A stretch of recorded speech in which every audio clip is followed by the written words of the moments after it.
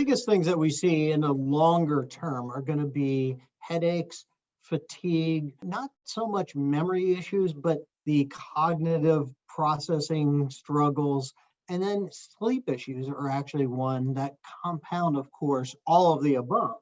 But all of those need to be addressed and can be addressed sometimes with pharmaceuticals, but in a lot of cases where I go is I look at the foundation. What's the underlying thing? And the underlying thing generally is inflammation, neuroinflammation or inflammation in the brain. So you have to realize when you have a head injury, it starts this process of these biochemical cascades that if we don't address those, that can continue to burn and churn through the brain, causing damage or problems over weeks, months, years, even decades.